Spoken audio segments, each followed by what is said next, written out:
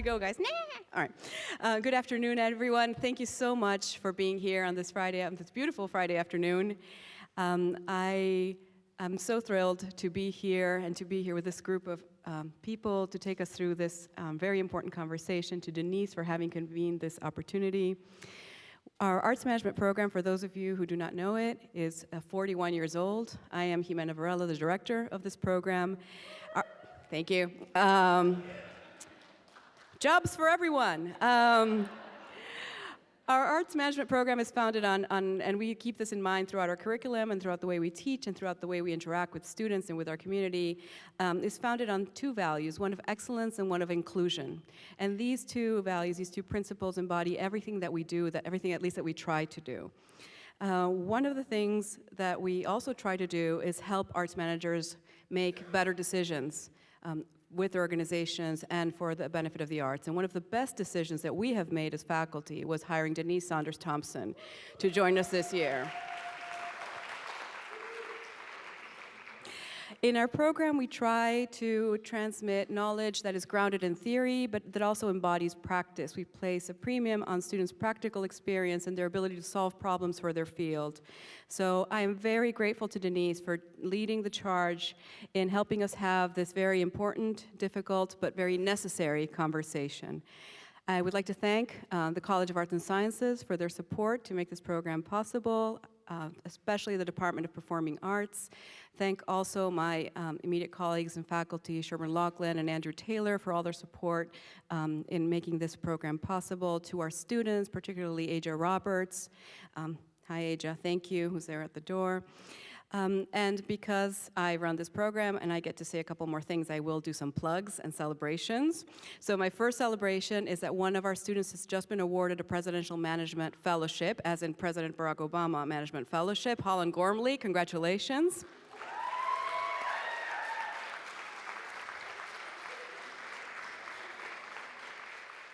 You should stand up and wave. I'm kidding. All right. Whatever makes you comfortable. And the second is a plug. We have another terrific event coming up on Sunday, March 6th, which is the Emerging Arts Leaders Symposium. It's terrific. It's in its 9th year. Our keynote speaker this year will be Deborah Ryder, who is the CEO of the Kennedy Center for the Performing Arts. We have speakers coming from around the country. We are partners with Americans for the Arts, and this is the official kickoff of Arts Advocacy Day. There is an insert in your programs with more information about that event, and I encourage you, if you haven't registered yet, to do so very, very soon, because tickets tend to run out very, very quickly. Thank you all very much. Denise, your program.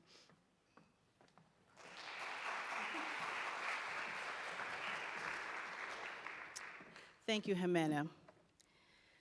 I also serve as the Executive Director of the International Association of Blacks in Dance, a small volunteer-led organization that celebrates and supports the legacy, the impact, the preservation of the Black dance community. For more than 28 years, IABD has presented an international conference and festival. And this is the only gathering of the Black dance professional community inside of the United States. Like most arts organizations of color, we have existed without a paid staff and an annual operating budget of under $100,000. Could you imagine the impact we might have and how different the world would look if we were equitably funded? We have convened this panel today because the landscape of the funding world is beginning to change. The Ford Foundation, grant makers in the arts, and many others have brought the matter to the forefront of conversation. So now, what's our next step? 3 major reports have been released describing the current state of this community, which have different viewpoints and suggest recommendations for how to begin to address this disparity. In attendance today, we have a distinguished panel of experts, and we are so fortunate to have 2 out of the 3 present here to talk with us about those reports. Please welcome ZANNIE VOSS from the National Center of Arts Research, Malik Robinson, Cleo Parker Robinson Dance, Donna Walker-Kuhn, the New Jersey Performing Arts Center, Michael KAISER from the DeVos Institute of Arts Management, and our moderator, Ms. BARAKA SELE, Independent Arts Consultant.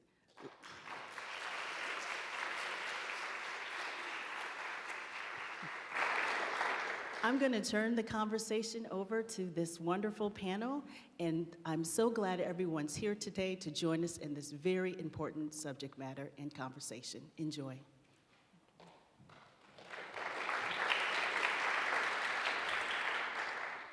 Well, thank you, Denise.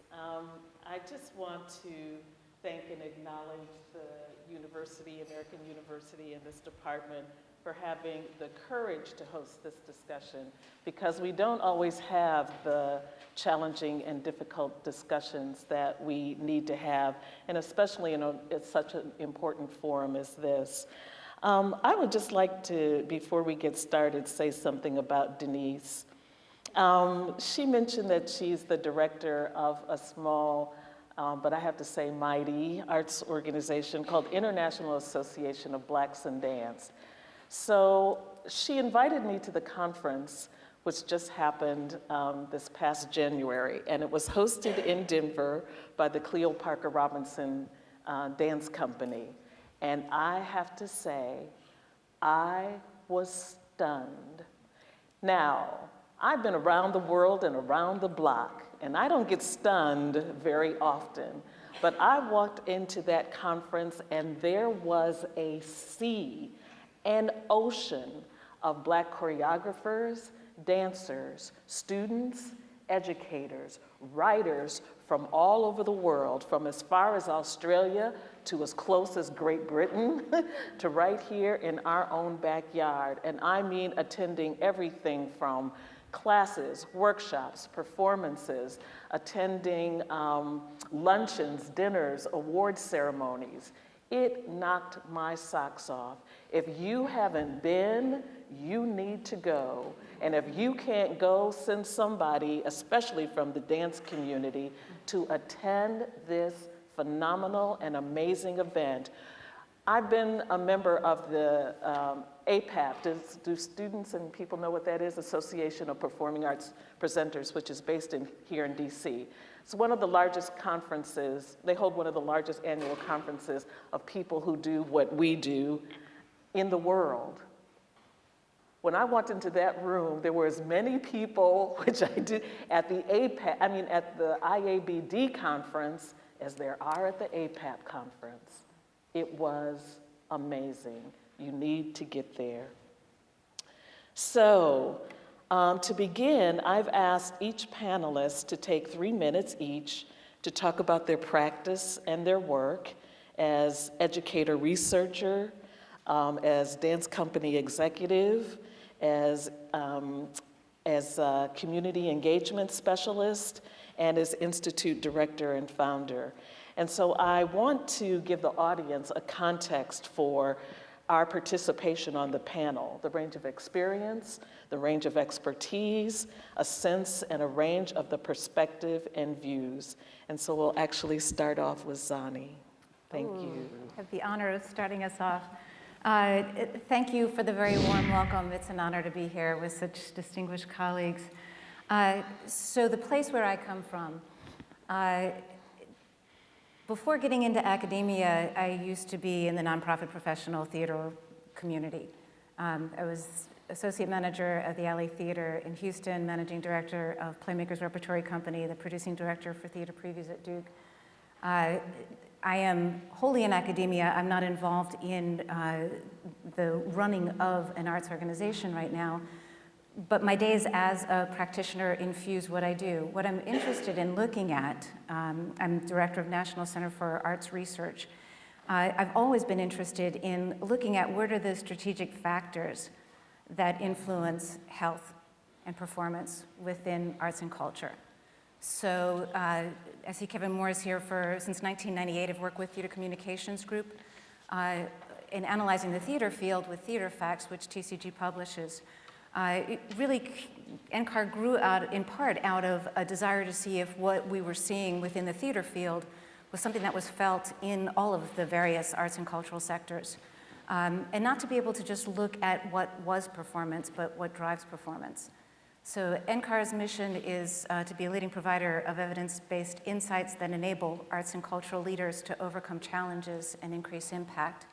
And I don't believe that you can really enable arts and cultural leaders to overcome challenges and increase impact unless you can understand what's moving the dial from within the organization's own decision-making, from within its community characteristics, from the availability of resources and public funding that then help to kind of contextualize what does high performance look like given their conditions. I also chair an arts management program at SMU, so in my academic administrative role, very akin to those of you here in the room, and wonderful to be here with the peer program. Thank you. All Malik. right. Good afternoon, everyone. It's really a pleasure to be here. In case you didn't realize, that's Malik and that's Michael. We're often confused. Now, I am the executive director for Cleo Parker Robinson Dance, and Cleo Parker Robinson Dance is a 45-year-old arts institution. It's based in Denver, Colorado, and it's comprised of an ensemble, a professional dance ensemble that tours throughout the nation. We've been to many places in the world. We also have an academy. We have a dance theater, a 250-seat theater that we operate, and then we also have our education programs. And when Cleo, and Cleo is my mother, so I grew up in the organization. When Cleo founded the organization, she did it with the intent to really to educate, but then also to have a top-notch, world-class dance ensemble.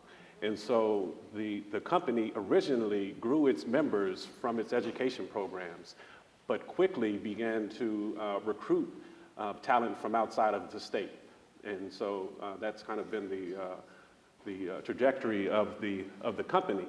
And where we find ourselves now is really looking at, it's a number of things. So I mean, it is great to have this study because it's helped to generate some deeper thought around what is taking place with what we call the legacy organizations that are part of the International Association of Blacks in Dance, and kind of what has been the recipe for success for those organizations, and now what it's going to take to sustain those companies, and really recognizing their importance. So it was great to have BARAKA there in Denver to see what we've been able to do for 28 years. Our company has hosted the conference now 4 times, and this panel that we've been invited to participate in today was a part of the conference. And so we had members from Grantmakers for the Arts, a board member from Grantmakers in the Arts was present, and then our company, which is also featured in the study that Michael's Institute has produced, was obviously present, but then there's also Su Teatro, who's one of the Latino organizations that's based in Denver, which was also featured in that study. So I'm just going to leave my remarks there, because I know we'll get deeper into it. Hello, everyone. As my colleagues have said, I also am very happy to be here and talk with you. It's my favorite subject. I think I dream about this, so this is great. You know, I've always loved the arts. This is nothing new. I was born with this. It's in my DNA. When I was 5 years old, my mom took me to see Maya Pliskostaya do Swan Lake in Chicago. We were the only blacks in the whole audience. I don't know why she thought I should go, but she did.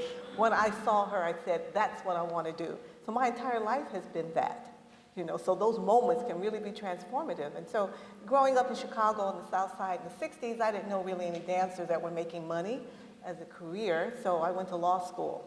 But I always kept dancing. I went to law school here at Howard University, and I danced all through law school. I took classes at 7 a.m. in the morning, insane. But that passion just never left. So graduated, moved to New York, practiced law, prosecuting juveniles. I thought this has got to be something else I can do. And so across the street was the Thelma Hill Performing Arts Center, a wonderful one-man operation that presented dance and music concerts. And so I went over there and volunteered during my lunch hour. So for a year, I taught myself what you've learned here in your program. I taught myself how to be an arts administrator. We didn't have this program back in the early 80s. And so after a year, I felt I'm ready. So I resigned from family court and started to work part-time at the Art Center. And then I wrote a letter to Arthur Mitchell because I always loved ballet. And the day my letter arrived, his marketing director had resigned. It was 2 weeks before City Center, and they were premiering Creole Giselle and were selling no tickets. So in my interview, he said, "Can you sell tickets?" I said, "Yes." And that's how I got hired to work in that theater of Harlem. So that began this 9-year journey of the most amazing experiences, traveling around the world, wearing many different hats, but really standing next to one of the most brilliant artists in the world. I learned so much working with dance theater. And one of the transformative moments was when we were touring in Europe and experiencing the welcome of the company, and then seeing such a disparity when we were touring in the United States, not even having access to star dressing rooms, and also seeing audiences didn't look anything like the company. And that's when I started to focus on audience development and realized that this was a specific strategy, a specific way of thinking that had to be applied to building audiences. And so it was from that point that I developed Audience Development Initiative and started to do that work at DTH. And then George Wolfe at the Public Theater heard about me, called and asked if I would come and work with him at the Public and create an audience that looked like a subway stop. And so I said yes to that for 2 reasons. One, it was a new genre. I knew nothing about theater, and I said, it's time to try something new, and also to work again with another brilliant master in the arts. And so for 9 years, I'm a 9-year person, for 9 years, I worked with George Wolfe, helping him translate that vision every day. And then we went to Broadway. And another transformative moment in my career was working on Bringing the Noise, Bringing the Funk. And for those of you who read my book, you know what that meant to me, but also the significance the show had around the country, and really showing how art can not only educate, entertain, and also build communities. And so continuing that strategy of building audiences with noise funk, you know, I continued doing that along with the Public with other shows. And then 2002, became a mom and decided, oh, I think I'll do that consulting thing. And hung up my shingles, and then that's when I really started to just work for all kinds of arts organizations. I mean, you can do anything. And it was great because I had built up some muscles and some experience, and was able to translate my passion for building audiences to many different layers. And then a few years ago, I got a phone call. You know, those phone calls, pick up the phone when they call. I got a phone call from New Jersey Performing Arts Center, John Schreiber and Dave Rodriguez, just asking me, what are you doing? Can you come here and be an interim vice president of marketing while we conduct a search for a full-time VP? So I thought, great, 2 days a week? Yes, I can do that. And at the end of the first month, I was asked to take on the position full-time. And I said yes, primarily because I believe executives of color need to be in arts administrative positions. You know, we need to be in decision-making positions, and NJ Pack was in a pivotal place in Newark and really having an influence on the community. And then after a couple of years, John and I decided, you know, I really want to focus on community engagement. And so we created one of the first community engagement departments headed by a VP with a dedicated budget that allows me to really fulfill my dreams. So now it's a wonderful time in my career. I'm able to manifest much of what I've learned, always looking to learn more, travel more, and happy to be here. Thank you. Thank you. Michael. Thank you. It's great to be here. I wanted to be an opera singer, and I was just dreadful. And luckily, I figured it out when I was in my 20s. So I ended up in the corporate world, always wanting to be in the arts. And one day, I just decided I was going to make that jump. But no one wanted to hire me because I didn't really have any experience running an arts organization. So I got a job through a client of mine with a bankrupt ballet company in Kansas City, Missouri. I got the job because no one else wanted the job of running a bankrupt ballet company in Kansas City, Missouri. And it started me on my path of working with very challenged arts organizations. And that's become the work that's been my specialty for the last 30+ years, of working with organizations that are facing really substantial and serious challenges. One of those organizations was the Alvin Ailey Company that I was fortunate enough to become executive director of in 1991. during a very, very dark time in its history when it was really just about a day from bankruptcy. And that was 25 years ago, and I learned so much from working at ALE in many, many different ways, but one of the things I learned about was the challenges facing particularly arts organizations of color and how they might be addressed. And so over these years, as I've run arts organizations, that strand of working with organizations of color has always been a very important piece of my work. I did run the Kennedy Center for 14 years. I left that position a year and a half ago and took an institute I'd started at the Kennedy Center called the DeVos Institute of Arts Management to the University of Maryland, where I run it today. And what we do is we consult to arts organizations and we teach arts managers and board members.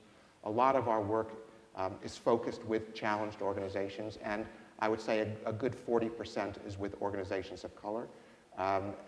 One of the things we decided to do as we moved to a research institution was to start to do research. And so last year we embarked on the first of what will be a series of projects doing research into particular issues facing the arts today. And the first one we selected was, not surprisingly, the funding available to arts institutions of color, because of our tremendous affection for these organizations, our respect for these organizations, and our concern for their future. And so the Institute published a paper last year, and it's, I think, been controversial to say the least, but we're very happy to be here to discuss it today. All right. Thank you, Michael. And as for myself, I've worked in the performing arts field for more than 30 years as a consultant, a curator, a producer, and mentor and educator. I'm especially interested in creativity and critical analysis. I believe that every field and every sector has the opportunity and responsibility to approach their work as a creative enterprise. Some of the most creative and imaginative thinkers I have met are people in the US military. I know that surprises a lot of people, but I believe critical analysis and creativity thinking can come from any sector. So how can we build and sustain better communities, nation, the world?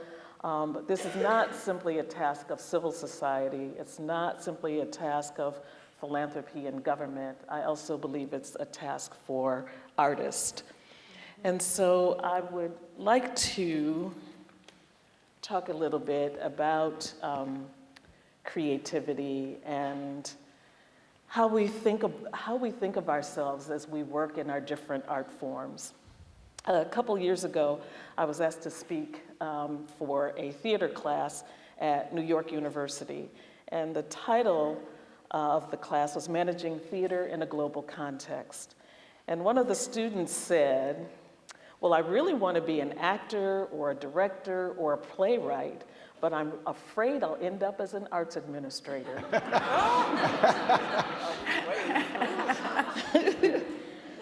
So in other words, failure to that student looked like my job description.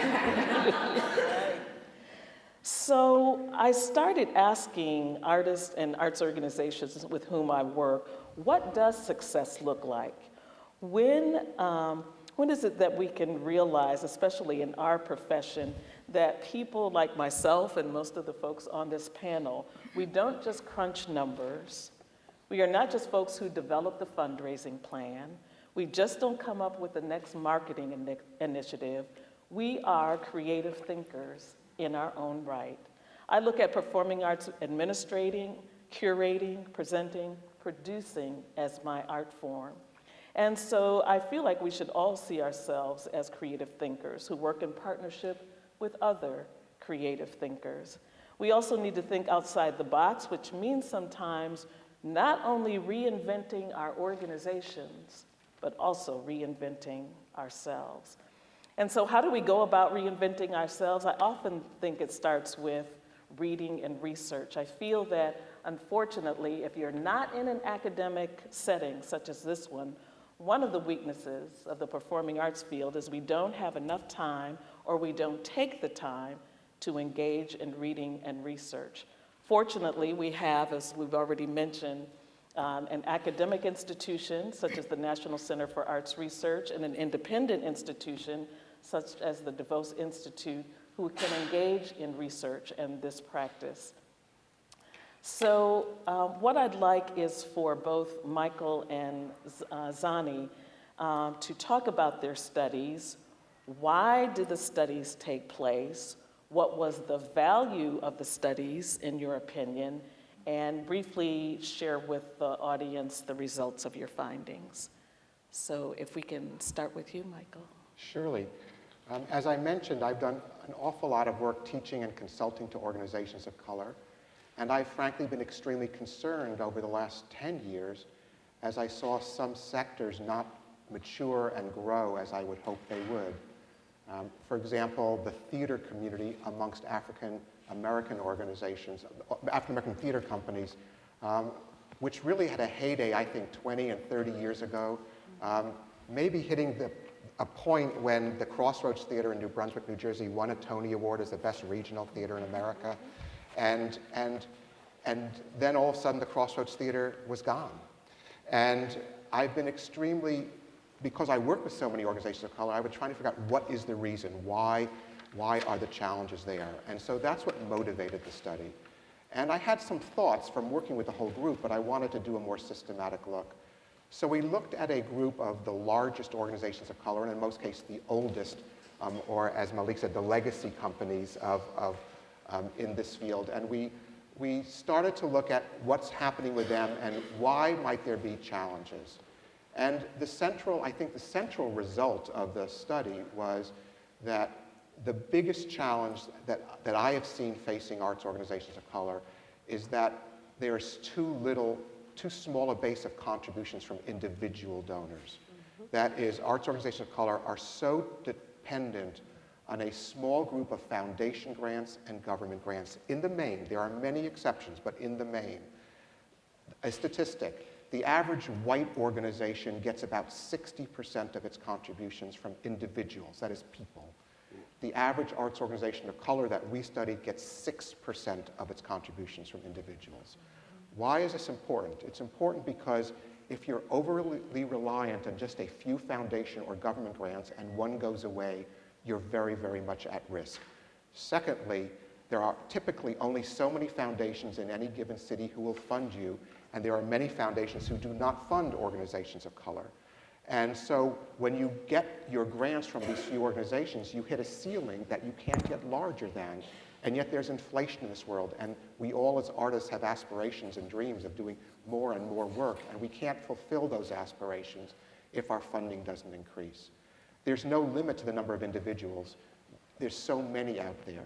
And so what we studied was, why do we have so little giving from individuals? Why is this important, and what can we do about it? And we talked about things like, how do you build your board of directors and the strength of your boards and the size of your boards. One of the things we researched was the size of boards, which tend to be so much smaller for organizations of color. This is critical because your board members are not just your donors, but they're also your ambassadors in your community. And when you only have 8 or 10 versus 25 or 30, you have fewer ambassadors. So we were studying all of these components to find out and to make recommendations of what could make arts organizations healthier. I mentioned before this study was controversial. Those results I don't think were terribly controversial because the statistics bear them out.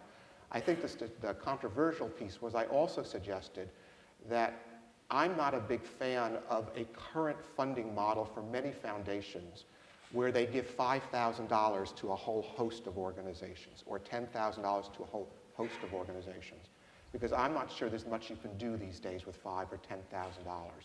And when you're particularly competing for the attention of donors with arts organizations that are substantially larger than you are, I worry about these very modest grants, and I would like to see some funders give a much larger chunk to specific organizations, not ones that I would pick. I don't have the skill to do so, but a group of organizations who would get enough money to really do the work that's going to change the way they are perceived in their communities, attract donors that are going to fund them, and really change their histories. So that was the most controversial part of the study we came up with, and it really wasn't a result of the study. It was my proposal for how I would deal in part with the problems we're currently facing. Thank you. ZANNIE. So the impetus for a study, in part, this is an element of our larger research agenda that we've been looking at since the center started. As I said, we try to understand what are the different things that have an effect on performance. Like, what do you have to understand about an organization that's going to contextualize how it's performing? And there is one question that's part of Data Art's cultural data profile that says, does your organization primarily serve a particular cultural and racial audience? And what we found throughout our research was very often the response to that question has a significant impact on performance. Yes. And when Michael's study came out, we found it very provocative, very enlightening, particularly the invitation at the end of saying this is an area that clearly needs more research. And so we said, we have data, let's really stop now and dig a bit deeper to see what we can understand. And so our bigger question was, does strong and effective look any different for culturally specific arts organizations? So we looked at that a couple of ways, kind of two bigger questions. The first question was, do culturally specific organizations have different operating characteristics than mainstream organizations? If so, what are those differences? And looking at, all else being equal, do culturally specific organizations tend to perform differently than their mainstream counterparts? And if so, how? And, so yes, culturally specific organizations tend to be smaller and younger than mainstream counterparts if you just look at data as a whole. And we looked at, for all of our organizations over a period of time, there are about 9,000 or so. A little over 800 of them self-identify as primarily serving a culturally specific audience. And so we thought, well, what else do we need to throw into that equation to better understand? And so we linked it to what arts and cultural sector does the organization operate in. And what we found was there's a greater propensity for culturally specific organizations to operate in the community-based, arts education, and multidisciplinary performing arts sectors. And they are very less likely to operate in arts and cultural sectors that tend to have large budgets, like museums, performing arts centers, symphony orchestras. So part of the explanation for size is just the innate fact that they tend to operate in sectors that have a smaller budget size. If I look at not only sector, but also age of the organization, so comparing to other organizations of similar age within the sectors, there was really no difference in terms of budget size or in terms of physical facilities, square footage, for example. If we look then, what else might be different within the sectors? We found that there were some differences between organizations that serve culturally specific audiences primarily and those that don't. One difference was they tend to spend less on marketing. They tend to cover less expenses with subscription and membership revenue, so relational revenue. Another difference was they tend to have lower trustee giving across the board and higher support from government agencies, whether it's local, state, or federal. So that's kind of looking at them a whole. If you break it down even further, what we learned was that organizations that primarily serve Asian American audiences, they tend to be a little bit smaller in terms of budget size. They tend to be frugal, but they have higher attendance on average than their counterparts. They tend to have lower contributed revenue from all sources except government. Quite differently, organizations that primarily serve African American audiences, they tend to have fewer offerings. Relatedly, less program revenue, more contributed revenue, and kind of surprisingly, more contributed revenue from individuals, from corporations, foundations, again, less from trustees, more from government. And then those serving primarily Hispanic audiences have a tendency to have more programmatic offerings. They tend to receive less funding from individuals and trustees, more from corporations and foundations. So depending on how much of a drill down you get, you start to see that there are some similarities, but some really important differences to understand. So what does that all mean? To us, part of it is before jumping in and just using one measuring stick and one lens to say large is good, older is good, of what are the operating characteristics, what are the community characteristics in which these organizations operate, so that I can start understanding, does high performance look different given the cohort? You know, are they high performing within the arts, education, community-based, and multidisciplinary performing arts sectors? What do I need to understand about where they are in terms of trying to reach new audiences in the organizational ecology? Because they're younger, we know that proportionally there are fewer arts organizations, only a little over 800 out of these 9,000, primarily serving culturally specific audiences.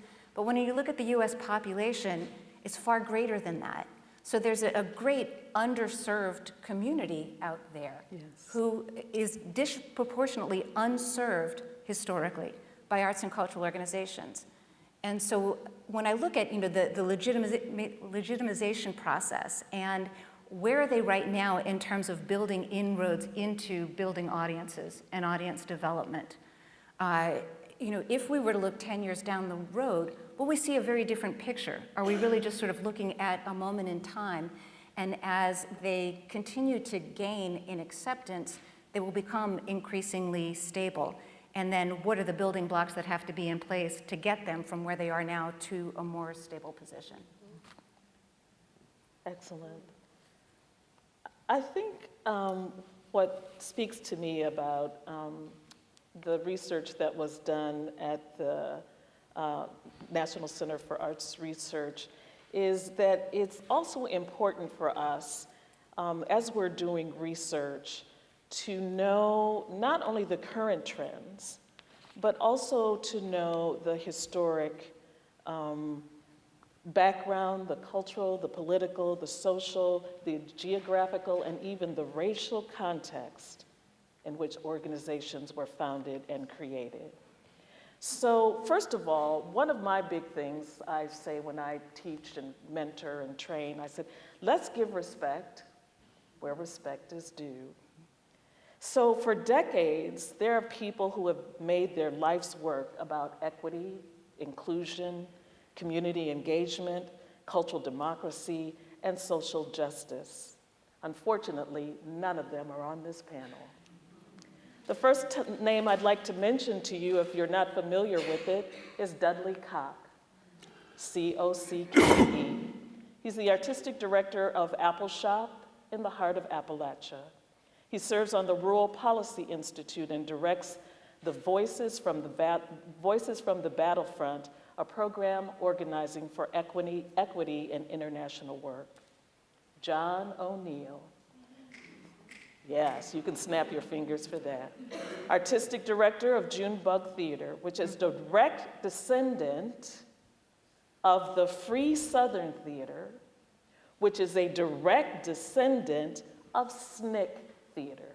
How many people don't know what SNCC is? All right, good. I'm glad you were honest.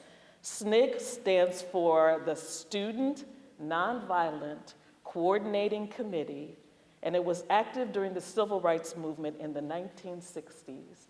And we have a current theater that's a descendant, 2 generations of theater descendant from the SNCC Theater. I'd also like you to know the name, if you don't know it, Luis Valdez and Phyllis Esparza, who founded Teatro Campesino in 1965. That's 50 years ago.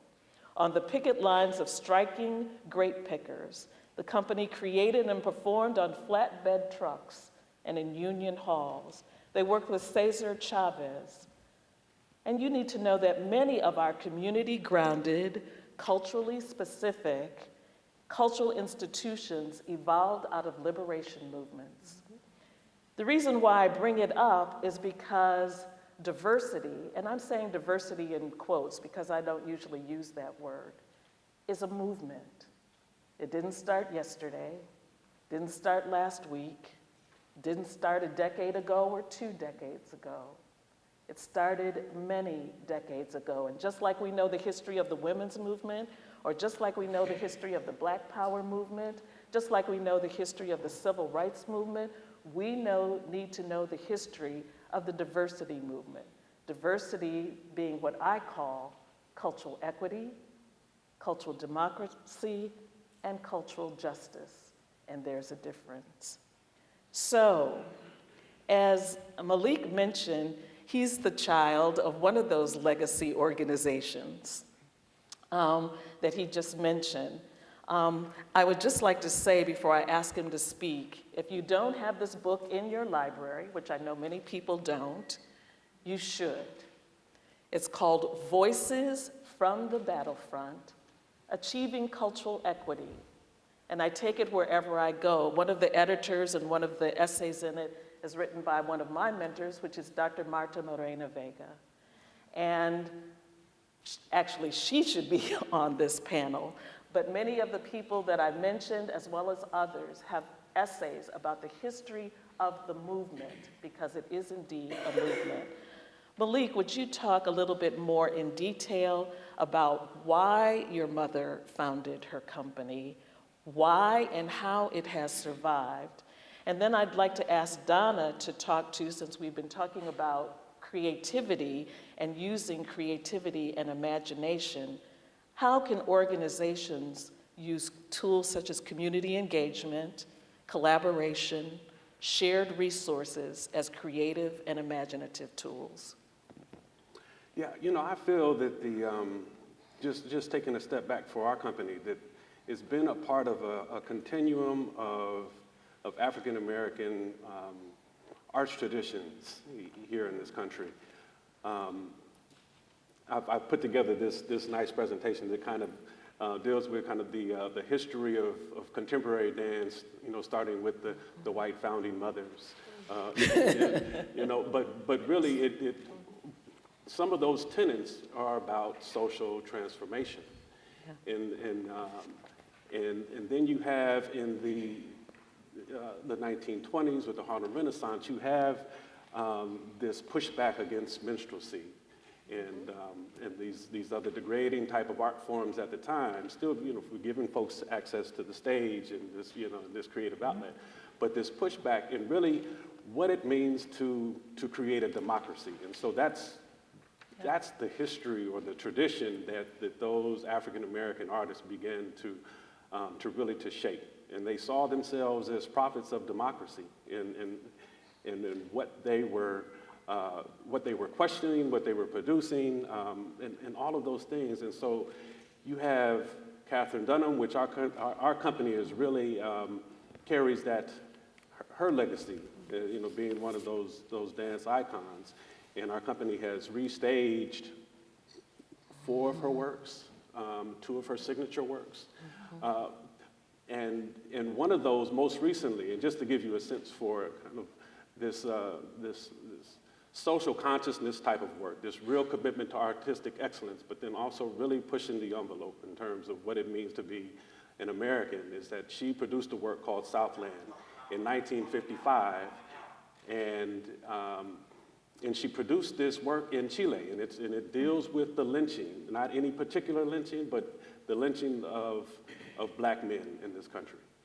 And up until that point, her company was supported by the U.S. government in terms of touring throughout the world and representing American culture. And up until that point, she was that representative. After that, her company was banned from touring. Yeah, yeah. And what's interesting about that transition period is that's when Alvin Ailey American Dance Theater becomes to be identified as the company that represents American dance from African Americans. But it was Ms. Dunham's company that did, but as she began to challenge what was taking place in this company, her voice was silenced. Yes. In large part. But that's, so moving up more and now into the Black arts movement of the 60s, that's what I think inspired so many arts organizations across this country. So there's this explosion of creative, I mean, from radio, from theater, from dance, poetry. I mean, it was all over and it was rich. And so I think that there was this inspiration that you find that was taking part in many different places, in Denver of all places. So less than 10% Black population, and you have Cleo looking to create a company that was inclusive. So unapologetically Black on one hand, and inclusive on another, because it was the spaces that she didn't have access to. It was the Yes. spaces that that those company members didn't have access. They didn't have. I mean, the art was looked down as elitist, and it was reserved for the upper echelon of society. So very intentionally, she created, as I mentioned, this grassroots organization that looked to have this international stature. And so that was really the focus in this dual commitment to artistic excellence and civic engagement. And that's, the company has not veered away Yes. from that mission. And it's still, and so we talk about it being a commitment to diversity, but it is about making sure that we dignify each other's voices, because we do live in these communities that are pretty integrated when you talk about people of color. Now in Denver, if you come there now, it feels really segregated. And I think one of the things that is taking place right now is there's this study, and our city has invited Donna to come out and consult with them and help them to think about how they do things differently. Within this study, it talks about African Americans and Latinos are not as engaged in the arts as they want to be. And so kind of the onus and the fault is placed on that population for not having the time or not having the interest. But what you don't have is those proliferation of arts organizations of color that engage community in that way. Now, at one point in time you did, and a lot of those companies, like it's taking place all across the nation, have fallen by the wayside. But I think what you find, or what I think I find, and we're talking about the inequities in funding, is that a lot of times the focus is on the organization and the lack of education that the leadership has and things like that. But there's really some racist ideologies that prevent an approach to community development that is pretty problematic. So, Yes. Yes. Yeah. Donna? I'm done. Okay. For We're the going moment, for the to moment. talk some more. We can Yes. come back. Yeah. Yes.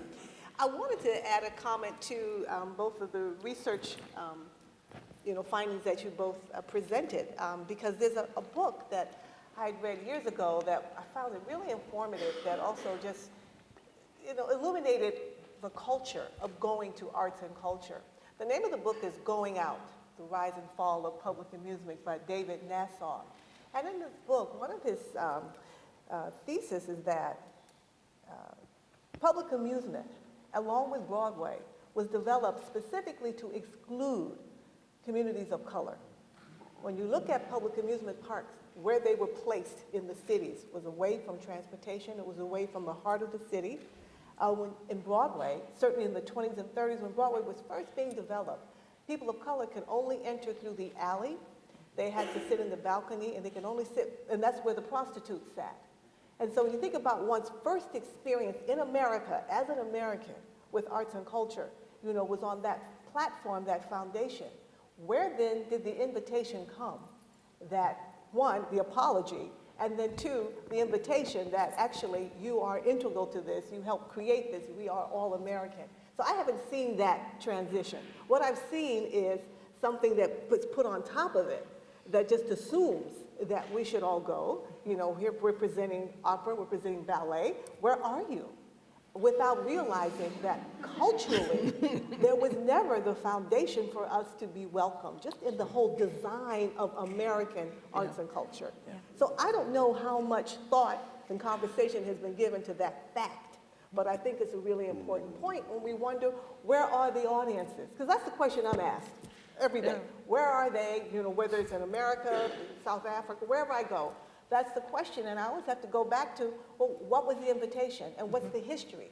What is the legacy? How have we honored, these cultures? Because people don't forget, and this transcends time. We're not talking about things that may have happened yesterday. We're talking about generations of, not being engaged and invited. And so I believe that the process, for this to really be effective, it has to come from the heart. It has to come from a place of honesty. It has to recognize, one of Baraka's favorite words, cultural equity, so that we need, when I say we, the organizations need these communities that we're trying to engage, so that there's not a judgment that, oh, if they're not coming to our art, there's some deficiency. They're missing something. They didn't come to our opening. They didn't come and see. They're fine. We're all fine. We make choices of where we want to go. Yeah. So you decide you want to stay home, you want to go to an organization, you don't want to do that. That's fine.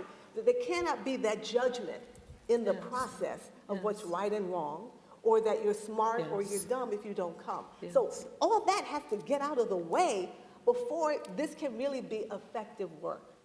And so that's the kind of training I hope that you're getting here, in this institution, because you're the generation that we're relying on, that's going to really transform the game. We've tried to grandfather it, but we need you in here on the ground level. And so some of the things I've done, in my career that I've enjoyed in working with different communities, and one of the reasons I'm so appreciative of being at New Jersey Performing Arts Center now is because I have a laboratory where I can really try a lot of different initiatives, asking the communities what they want. That's the first step. Let's not assume we know what you need. First of all, you don't need it. I don't believe you need it. I believe that it enhances your life, it might enhance your understanding, bring out your creativity, but you're not going to die if you don't go to the theater. And so I think there's an humbleness that's really important to have in this conversation, as well as a sense of honor. And that's how I try to approach my interaction with our community. So for those of you who know Newark, Newark is on the brink of major transition. It's a city that was really suffering economically, a very high poverty rate, impact from some of the riots from the 60s and 70s. But now there's a huge economic growth, with corporations moving in and new businesses. And of course, NJPAC is the major arts cultural center. But there was a perception by the local community that we can't go there. We have this beautiful jewel, but it's not ours. It's for the other people, the ones who live in the suburbs. They can go, but I can't go across the street because this is not my place. And so part of the responsibility that I took on was to make it my place, for them to feel that this is your home. So how do you do that? Well, the first step is to ask, what would you like to see? What are the barriers? What do you need to see? I don't believe economics is a barrier. I know a lot of people disagree with me, but I don't believe the cost of the ticket is the obstacle to coming to see an event. I believe it's the value of the experience, what the invitation is, how it's communicated, who's going to greet you when you come in. I think that's how people make their decisions. And so at NJPAC, I've been able to, one, have a department that we can try and experiment with a lot of different strategies, but what we find working, one is that we educated internally the institution about our work. There's an assumption that everyone's on the same page. Probably not. So you have to spend some time educating your colleagues about what you do and why you do it. I remember when I was at the public theater, one of the development officers came up to me and said, "Donna, I love the work you're doing in the prisons. That is wonderful." So I looked at her and said, "I don't go to the prisons." What is that? But that was her translation of community engagement. That means you go to the prisons. Where did that come from? Because that's where the black men are. Right. That was a clue for me. Always take the time to educate your colleagues about the work that you do. Yes. And so fortunately, I'm able to do that on a regular basis. And so, we started with simple things. We took the genres that are difficult for us as an art center, dance and jazz. So I love both of those genres, so it's easy for me to work with those. So with dance, we thought, well, let's celebrate dance. So because when you think about modern dance in particular and classical ballet, I find a lot of people find it off-putting because they don't know quite what it is. Modern dance, people look like they're pain and suffering, faces all distorted, no music or strange music. Ballet, you have to know the story ballet. If you don't know it, you don't get it. So they just choose not to come. And so we had to demystify that. How do you do that? Take dance to the community. So I put legs on the art.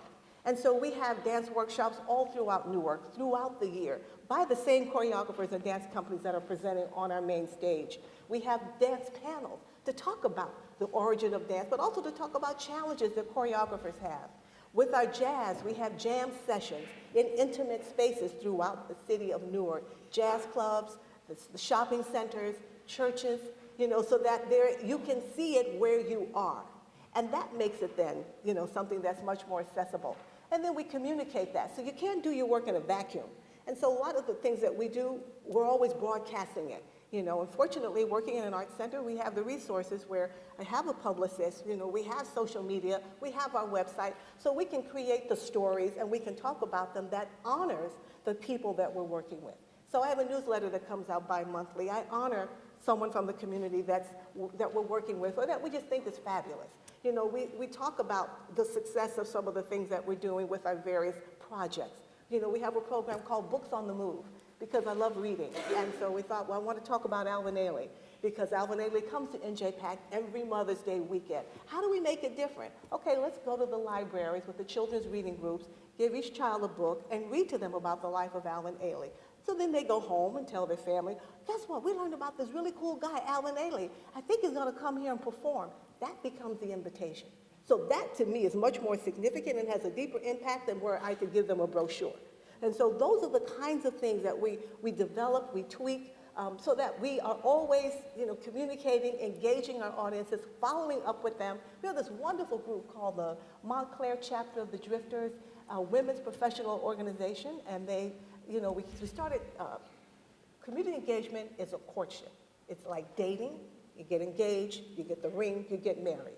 That's how I see it in terms of this relationship. And so, I was having lunch many times with the leadership of this particular organization, and then one day they said, we'd like to buy a series of tickets over the course of the year, and we want you to call it the Montclair Chapter of the Drifters, New Jersey Performing Arts Center Partnership. I said, okay, that's an easy ask. And so that's exactly what they did. So they bought tickets throughout the year, they bring their groups, they have their table, and they are so committed to the art center. This is their art center. These are all people of color that I'm describing, primarily African American. And so part of the work that I've learned is listening, fine-tuning our antennas, because really in our gut and our soul, we know exactly what it is that we should be doing. Sometimes we try to ignore that, but when you listen to it, following that direction along with a strategy, utilizing solid marketing principles, then I see that we start to see movement. And this is long term. I hope that my work will continue long after I'm gone, long after my daughters graduated from college, got married, had kids, all of that, so that it just continues. And that's when I think you have successful engagement. When it's perceived as a long-term initiative, not a quick fix, not because your house is empty, not because you decided to do a play by a Black author. That's not community engagement. ZANNIE, Yes. Yes. Just listening both to you, Donna, and to Malik, and thinking about the fact that, so we're talking about funding, and that there hasn't been enough invitation to culturally specific communities over time. And so as that conversation is starting, I think back to like Baskin Robbins. They start out with 31 flavors because they knew everybody was not gonna like vanilla. As the Baskin Robbins of an entire community, we can't just have the organization that targets African Americans, that even within the African American community or Asian American community, we have to respect the fact that there's a lot of diversity of needs and preferences within the communities. So how can you have multiple organizations that are stable and targeting different segments even within those communities? That, if we get to a point where, from a funding perspective, we are shrinking the ecology rather than nurturing some diversity within the ecology, then we're going to end up in a place where we're still looking and going, well, what's wrong with those people? They're not coming. That's right. Exactly. And the more of an invitation there is to gain acceptance within the community by providing things that actually meet people's needs, the better off all organizations are going to be for having cultivated a new segment that historically has not necessarily been included and invited. So I really appreciate the comments and the inspiration. And that will impact the bottom line, which will go back to Michael's point about individual donors. And so organically, the community will want to support this because there's an understanding of where it came from, the genesis of it, you know. And so when we talk about philanthropy, you know, within the African American community, we know 99% of our money as philanthropists goes to the church. There's huge culture of philanthropy within our culture, so we shouldn't let anyone tell us black people don't know how to give money. Of course we do, but we've chosen, you know, we give it where it's safe, where we see the movement, where we think it's going to really impact our community. And that goes back to our responsibility as arts administrators to create more of a sense of value and the impact and importance of this so that supporting this financially becomes something that becomes quite important. Go ahead, Michael. ZANNIE's comments sort of raise an issue, not exactly what you were addressing, but raise the issue that I think is very thorny and very difficult to deal with, which is the pressure on the white organizations to also diversify their offerings and start to do work by diverse authors to involve diverse audiences. It's something that we celebrate at the New Jersey Performing Arts Center, but there's also a risk to it. And I go back to my Crossroads Theater example. Crossroads Theater was the largest African American theater in America in the 1980s into the 1990s in New Brunswick, New Jersey. Great theater, brought their works to Broadway, toured their works. Really important work came out of Crossroads Theater. They were given a new theater building. They didn't have to pay for it. It was actually too large for them, but they were given a new theater building. Beautiful theater. I worked there, so it's gorgeous. Unfortunately, it was right next door to what's called the George Street Playhouse. Great theater company, very important American theater company. Under a lot of pressure by their state government to diversify their work. And so George Street Playhouse started doing a big production of Raisin in the Sun. When I say big, I meant with resources that Crossroads Theater couldn't galvanize. They were pressured to do August Wilson, beautiful productions in huge productions, famous actors, famous directors, and Crossroads Theater went bankrupt. And one of the challenges that we face with the organizations of color that are doing such important and vital work of creating work and serving their communities is that the lowest hanging fruit has been taken from them. And it's a very challenging and thorny issue. There isn't an easy right answer to this, but it's had a very big impact on the capabilities and on the financial health of so many organizations of color in this country. I'm actually gonna,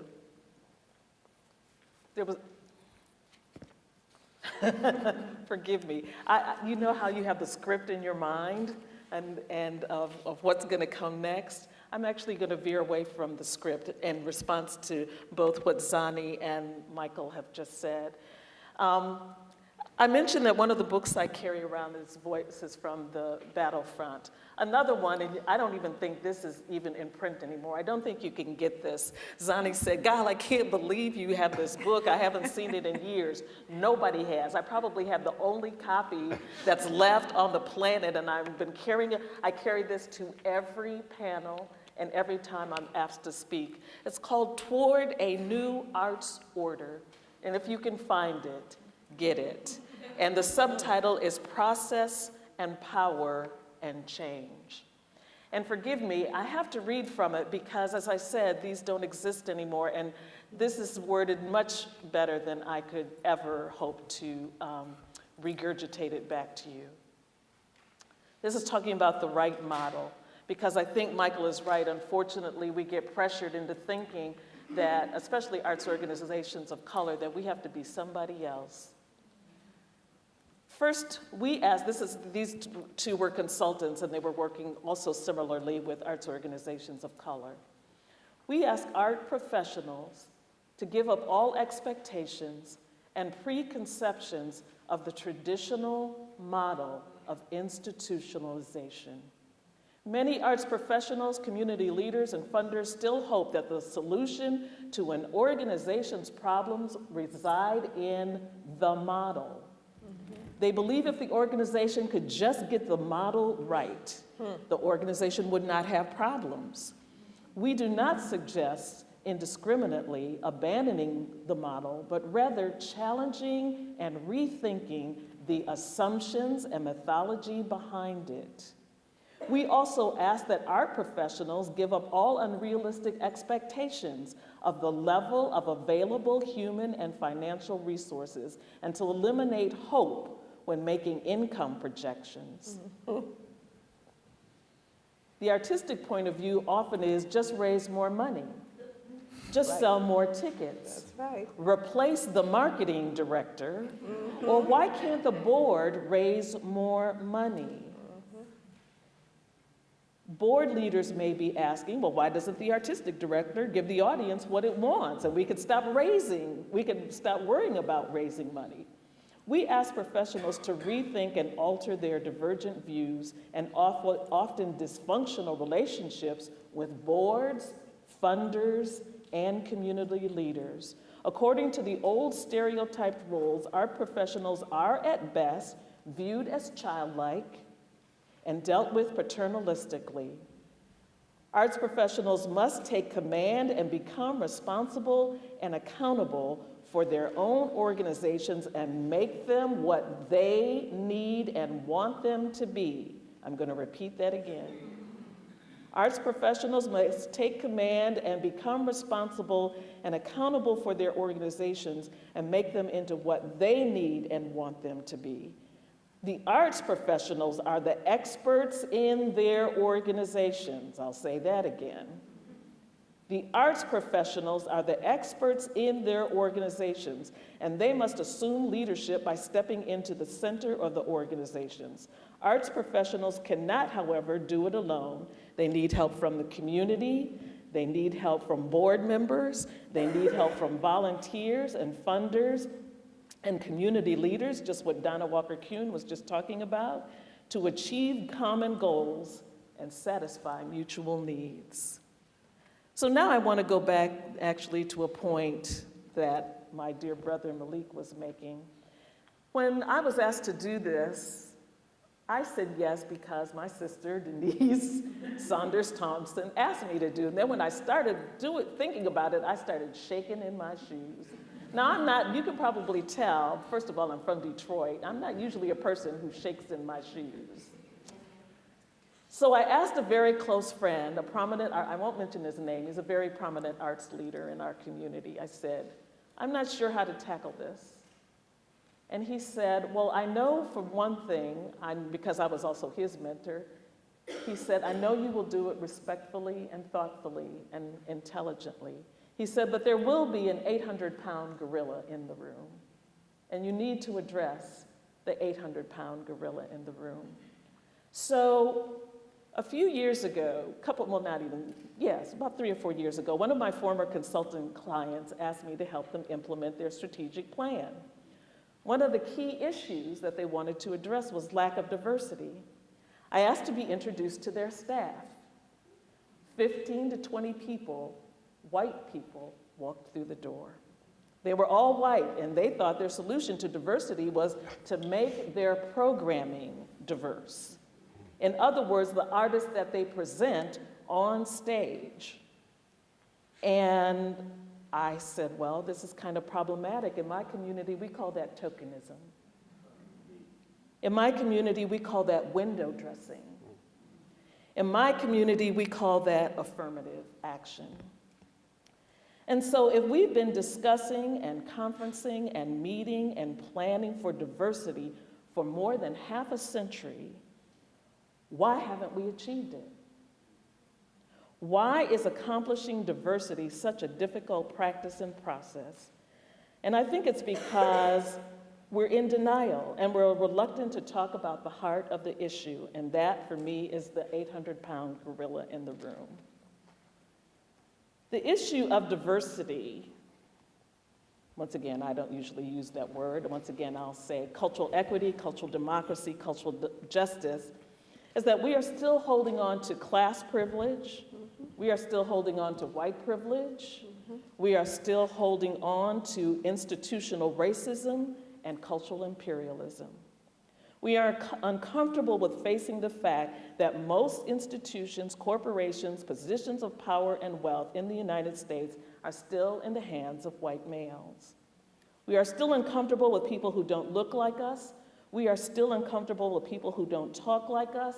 We are still uncomfortable with who people pray to, worship. We are still uncomfortable with who other people love. So, we often say in this country, this country is a melting pot, but the reality of what that means is that culturally and historically, some people are looking for acceptance by or assimilation into a dominant and or domineering culture. And so this dual personality, what I call the schizophrenia of America, is endemic even in our own profession and among our own ranks. I say this all the time, not just at this panel, I've been saying this for years. We consider ourselves so enlightened and so noble and so liberal that we are insulted when we are confronted with our own shortcomings and what little progress we have made. So I would like each of the panelists to take a turn and talk about, especially for culturally specific organizations, what does change look like? What does progress look like? What does success look like? And I'd like to start with Michael. For me, success and progress looks like arts organizations of color spending much, much less time trying to survive and much, much more time feeling like they're pursuing their real missions. It's as simple as that. And I work with so many organizations who spend a disproportionate amount of their time just trying to keep the door open. And they are passionate, amazing artists, and I wish they could really attend to their art more than they attend to their survival as organizations. Okay. Donna? I think success will look like many things. I don't think there's any one solution. But one of the things I think about my sister's dance company, she has an African dance company in Chicago. And we just celebrated our 25th anniversary, and they still have the same budget than when they started 25 years ago. And she's an excellent grants writer. I mean, fortunately, she has a full-time job, or she wouldn't be living. But she, with the company, being able to try to do fundraising and the kind of dancing they do, what I think success looks like is a change in perception. That communities of color who choose to do ethnically specific work is not just basic work. It's not just, they're just doing something. But in fact, it's in the same breath that you speak of Shakespeare. It's in the same breath that you speak of some of the classic work. So what I believe the success looks like is changing the perception of the work. Because I believe that's why it doesn't get the financial respect, because it's just, they just made that up. Or there's just some little stuff that they do, some little hopping around.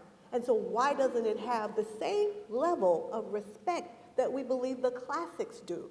So that, to me, is one of the ways that we will start to see success, when we can change the perception of how, communities of color define, express themselves, and that is fundable as any other endeavor, and that there's no difference between us wanting to do our work and you producing a play by Shakespeare. There's no difference. It's the same. It comes from the heart. It's art that expresses how people live and think.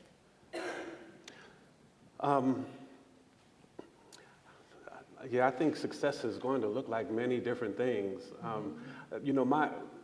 My approach to the work has always been from kind of this community-based standpoint, and it's always been broader. So I participate on community advisory panels for health and wellness, for education, and what you find is very similar in every field. You don't have the equity. But for me, the arts is how you get to equity, because the artist controls the vision.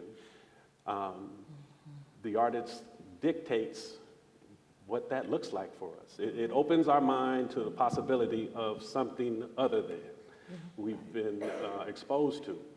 And so I think because of that, artists have a larger responsibility to society in order to help and to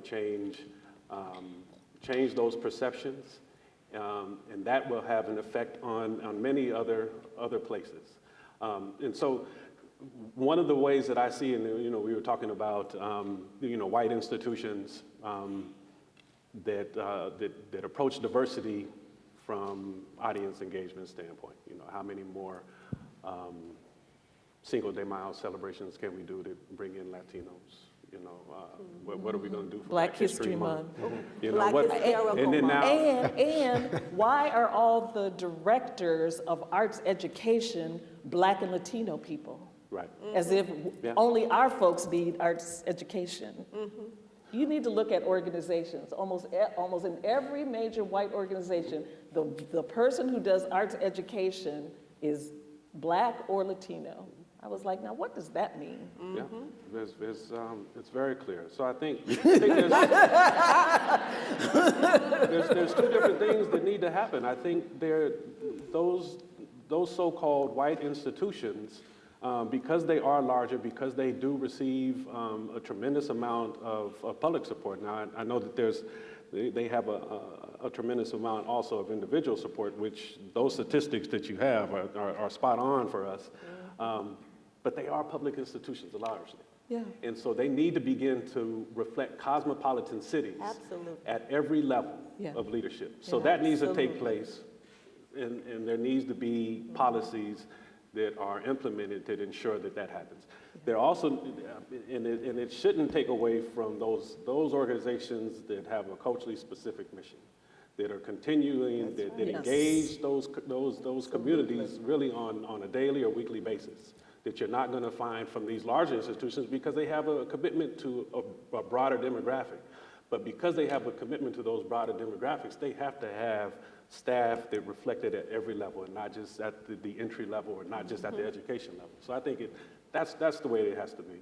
And I think really we have, the challenge for so many foundations, and you're talking to foundations, is that it's hard for them to be bold and to make those decisions that say, and it could be something as simple as 50% of our funding are going to go to arts organizations of color that have an executive director of color, that serve 40 or 50% of their participants or their patrons are persons of color. It could be just some real specific policies that you begin to look at that helps to change the picture. Otherwise, it's just lip service. We have our diversity statement, we have our inclusivity statement, and there it is. We'll put some colored people on the stage. Zannie. I agree with all of my colleagues. The only slightly different take on it that I would have is that, when you look at culturally specific organizations in context, they are no less healthy than the other very challenged small Yes. arts organizations and medium organizations. So it's not a culturally specific thing, it's a sector and it's a size thing.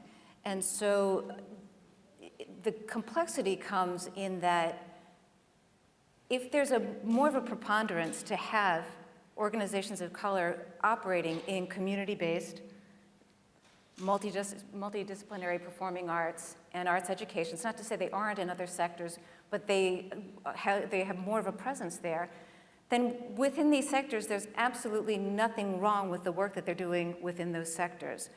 And so I think about the fact that, we know that on average, art museums have higher average annual attendance than do theater companies, than do dance companies. But we'd never say, well, then let's just shut down dance because they don't get nearly the same attendance number as art museums. We should only have art museums.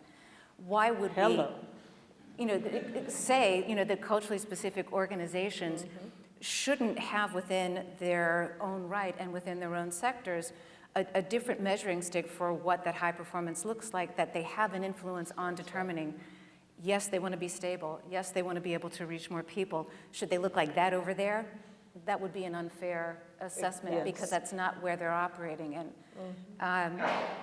Well, it's one of the questions I asked when I was asking both you and Michael, why did you do these assessments?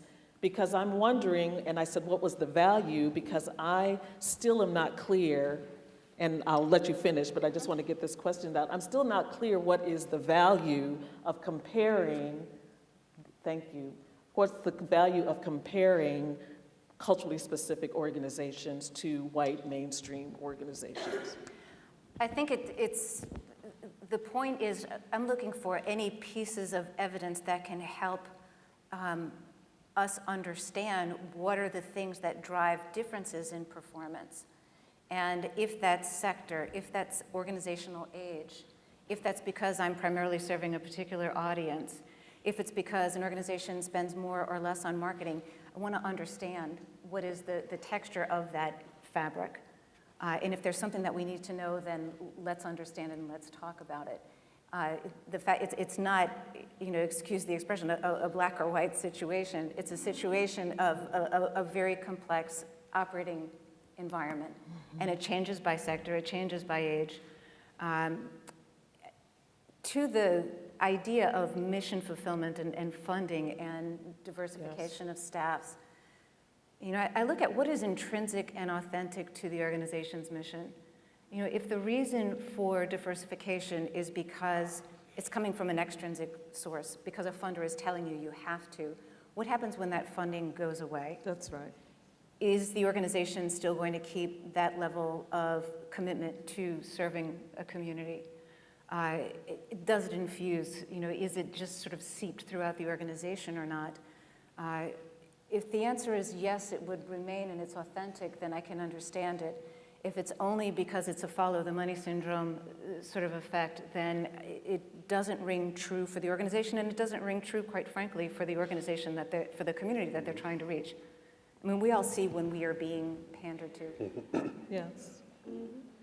We are smart, and Thank there's you. a natural reaction to not wanting to respond to that. We are smart. I want you to keep that in mind. So I just want to go back to this book once again, Toward a New Arts Order, and talking about measures of success. I'm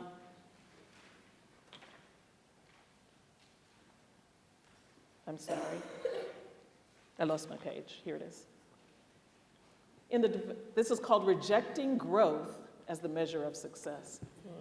In the development of the not-for-profit arts over the past several decades, growth has been the primary, if not the only, measure of success. Yet growth cannot be the measure of success any longer. In fact, growth for growth's sake is a negative measure. We ask professionals to develop criteria by which their organization can measure its own success. This will enable an organization to first reach an understanding and agreement internally, and then communicate the criteria externally. In this way, outside funding sources will use our criteria, not theirs. Let me read that again. In this way, funding sources will use our criteria, not theirs, if we enable each organization to determine internally their own standards and understanding of success. As important as it is for an organization to reach understanding and agreement about its center, the art, its philosophical basis, its aesthetic or programmatic framework, it is equally important to reach understanding and agreement on its criteria for measuring success. We believe that in every organization, there is a gap between what an organization needs, wants, desires, aspires, expects to achieve, and the human and financial resources to achieve it. We ask professionals to determine the realistic floor of human and financial resources. The true picture of financial resources is actually fairly easy to develop.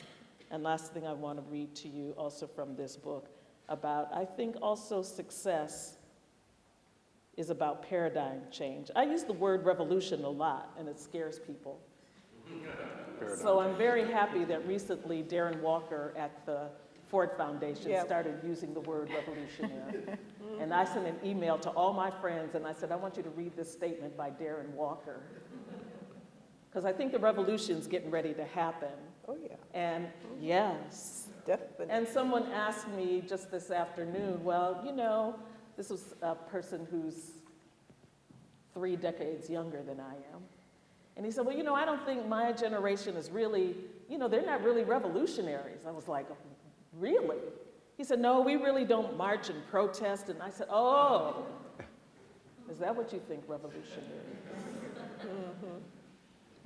I said, what you're talking about is a tool, maybe a strategy. But that's not what revolution is. And I said, what are you really talking about? He said, well, I think our hearts are in the right place. I think we have the compassion and the intellect and intelligence. And I said, and that's the revolution. When we change hearts and minds, that's the real revolution. That's right. Now, whether you have to march or pray or jump up and down or kick some ass, those are strategies. But the real revolution is changing hearts and minds. So what are we looking for? The future stability of arts will require nothing less than a fundamentally new way of thinking and behaving. If our future is to look different from our past, it will require new structures, new relationships, new conceptual building blocks, a paradigm change. Paradigm change is just not merely relabeling something that is essentially unchanged. New paradigms are not simply discovered or declared, nor are they easy to describe. Motivated by a new perspective, by insight that allows information to come together in a new form, a new structure, a paradigm change. It attempts to heal the dichotomy of either or this and that. We realize that our previous views were only part of a complete picture. And what we know now is that only that part of what we'll, and what we know now is only part of what we'll know later. Change will no longer seem threatening. Instead, it absorbs, enlarges, enriches. That's the revolution. Each new insight widens the road ahead of us, making the next state of travel that much easier. So, I think we only have 5 minutes.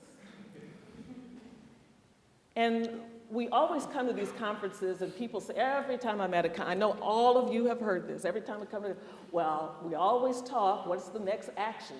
Or we're always preaching to the choir, and I'm like, I don't mind preaching to the choir, because the choir are usually the people that show up. Amen? Did somebody say amen? See, that's what I mean. The choir people are already ready to go. So, what are some of those action items we can take? One of them, and I'm going back to Voices from the Battlefront, I always say this: change your language and change your mind. I'm going to say that again. Change your language and change your mind. In Voices from the Battlefront, Marta Moreno Vega, the larger goal, as a matter of fact, we have a guest from the Caribbean Cultural Center who came all the way from New York. Would you just wave and say hello? And thank you for being here. And she's saying the same thing. The larger goal is a paradigm shift. How many times do we have to say that? From one of dominance of some to cultural equity for everyone. Creating this shift has been the work of an international organizing committee of 2 cultural diversity conferences. One in New York City in 1989, the other in 1991. We're talking about more than 2 decades ago. Both developed and coordinated by the Caribbean Cultural Center. The conference presenters and workshops set forth topic areas and work and a plan to meet 2 stated objectives. Number 1, the need to establish a working lexicon that standardizes cultural terminology. And that means everything from multiculturalism to diversity to cultural pluralism. What do those words mean? 2, establish a common language grounded in the principles of equity and parity, which is critical to establishing the paradigm that recognizes the diverse aesthetic criteria for excellence. Like I always say, cultural excellence knows no cultural boundaries. Cultural excellence knows no cultural boundaries. If you want to find it, it's there. in every culture and in every institution. So, let's start by cleaning up our language. And by that, I mean number 4. Now, nobody said these words up here, so I'm not pointing any fingers, but I just hear them so often. So I want to share them with you. Once again, this is something I say everywhere I go. If you're still using the term non-white, do I have to explain that to anyone? Okay. If you're using the term non-white, eliminate it from your vocabulary. Is there anyone who would like an explanation for that? Any brave souls? Okay, good. Yes? Oh, I thought you were raising your hand. Okay. Eliminate, if you haven't already done so, the word minority. Definitely. First of all, we keep calling people minorities. First of all, it's a misnomer. Let's get to that. Exactly. Because people use that word to lump all the African American people together, all the Asian American folks together, all the Latino and Chicano people together. And if you're going to lump us together, not a problem, but then we're the majority. We're not only the majority, yes. We're not only the majority in this country, we're the majority all over the world. So stop using it. The other word, Excuse which me, people... Baraka, may I just add a comment? Yes. Because you're saying, I agree 100%, I'm also saying for us to stop saying it, describing ourselves. That's right. Yes. I wanted to just add that part. Because I hear us calling ourselves minority. I'm like, what you talking about? You know, the demographers have already told us in the Northeast Corridor, people of color are already the majority. So when we say the word minority, we're slandering our own lives. I really want to underscore that point. Yes. Thank you so much, Baraka, because that word, it really makes me crazy because it is just incorrect. Yes. Please don't call yourself minority. If you're a person of color, we're not. Well, I hear us, all these words. I hear us calling ourselves all these words. And one person said to me, well, I hear black people call themselves that. And I said, yes, and black people call themselves nigga. It doesn't mean it's appropriate. That's right, or right. We've been brainwashed just like everybody else, unfortunately and sadly. And so we use derogatory terms about ourselves as well. Sad but true. Thank you, Donna. Yes. Multiculturalism, cut that out because it's just a new euphemism for minority. And not only that, once again, it's only used to address black people, you know, people of color, and I'm like, if the word multicultural just means many cultures. And that's all, once again, that's all of us and everybody. Stop using the word ethnic. It's the euphemism for race. Now, I know nobody wants to hear this because we have been using this all day. Stop using people of color. Everybody has color. And once again, it's not just the black people, it's just not the Latino people, it's just not the Asian American. All people have color. Stop using people of color unless you're talking about everybody on the planet. Everybody on the planet, those are the people of color. The problem with all these terms is, I made up a new word. I was talking to, what's our sister's name at Dance USA? Amy Fitterer. So I said, Amy, I am so tired of us being monolithalized. Because that's why we do it. We're lazy. And so it isn't always just lazy, but you know, I don't want to have to say African American, Asian American, African, Latino American, Chicano. So all we do is lump everybody who's not white together under some kind of label. And I'm sick of it and I am tired of it. You know, in the black community, we have a phrase called, anybody here from the South? Oh, we got New Orleans. Call me out my name. Call me out my name means you don't know who I am. So, for example, every time I sit on a panel where they're giving money away and they call people by any of these labels or they call people, eliminate all of these, anything that begins with underrepresented, strike that from your vocabulary. Underserved, strike that from your vocabulary. What's the underprivileged? Now, do I look like, I'm like done. Right. Do I look like an underprivileged to you? Now, I know there are poor people. Now, say that people who might have an economic disadvantage, but let's stop using under for anything. Take it out of your vocabularies, and not only take it out of your, when I actually worked at New Jersey Performing Arts Center when it was a hole in the ground. It wasn't even built yet. And one of the things I made the press people do, the development staff do, and all of the marketing folks do, is take these words out of their vocabularies and out of all of my press releases, all of my grant proposals. Because let me tell you something, when I sit on a grant panel and I see the word underrepresented, we're gonna serve the underserved and the I say, we're not funding that. I can't vote for that. Because all that tells me is whoever wrote that grant doesn't know who their community is. Because like Donna said, all you have to do is ask. What do you call yourself? How do you refer to yourself? It's not political correctness. In the South, we call that, some of us call it common courtesy, but my mother, who was from Alabama, who picked cotton, said, when I talked to her about this, I said, I want you to help me understand this, mother. They got this thing they call political correctness, and I explained it to her, and she said, oh, honey, we call that home training. When you ask people, rather than tell people who they are. Okay, so another piece, so that's one thing we can do is change our language, because changing our language changes our minds. Going back to the funding issue, now, I'm confused because I read a study by Holly Sitford. Holly Sitford is a legendary arts administrator, curator, consultant.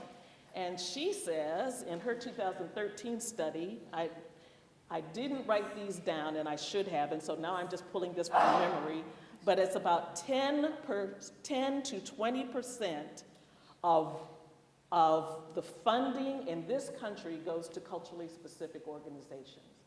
So that means 80% is going to the white and mainstream or major institutions or whatever you want to call them. And so I have to say, I'm just saying, those $5,000 grants, I happen to know what her budget is. $5,000 would help her a lot. But she deserves a lot more. That's the point I also want to make. Yes, and there is don't let people tell you there's not, people used to tell us that all the time. Oh, there's no money out there, no, the funders, and they don't have any money, and and it's shrinking, and da-da-da. In 30 years, and I'm not bragging or boasting, I'm just using this as an example. In 30 years, I can count on one hand the grants that have been denied to me. And I'm talking about grants ranging from $10,000 to $1 million. In 30 years, on one hand, I can count the grants I've been denied. So there is money out there. And I believe it belongs to me. And that's the way I walk in. That's right. That's the way I walk into a funder. That's my money. I'm doing the work, and I'm doing great work. And people, like ZANNIE said, people know, people are smart, people aren't stupid. We know when we're doing good work, and we also know when we're not, and you need to tell funders when you're doing the good work. I don't have any problems telling people I'm doing the good work. Number 3, in terms of to do, for funders, so pass this on if you're not one. We need to get rid of re-granting programs. Because all re-granting programs are the foundations giving money to organizations that they think they are safe, and then to dole out to the words we stopped using, people of color. We need to eliminate re-granting programs, because I said to a funder, and this is one of my consulting clients, I said, don't give the money to Dance USA, as much as I love Dance USA. Give the money to Denise Saunders Thompson. If you want money to go to black dance companies, why are you giving it to Dance USA? And I have said this to Amy Fitterer's face, so you don't have to run back and tell her. Give the money to the people who are doing the work. And then the last thing I'll say, and then, yes, then we'll open up for Q&A and any other responses from our panel. The last thing I'll say is read, research, think creatively, think outside the box, and don't anybody ever let somebody else tell you who you are, how to do your work, what to think, who should give you money, who shouldn't, how your organization should be run, unless you're doing the asking. Oh, there is one more thing, because I just learned about this. I just learned that, well, I won't say because I don't know this. There's a paper that just came out by funding organizations and philanthropists in New York saying they're not going to give any money anymore unless organizations become diverse. Mm-hmm. So, like Michael said, this is problematic because on one hand, you've got the major institutions getting mandates to be diverse. On the other hand, you've got institutions that need the money, and will that take money away from them that they need to sustain their organizations? Mm-hmm. But I will say this.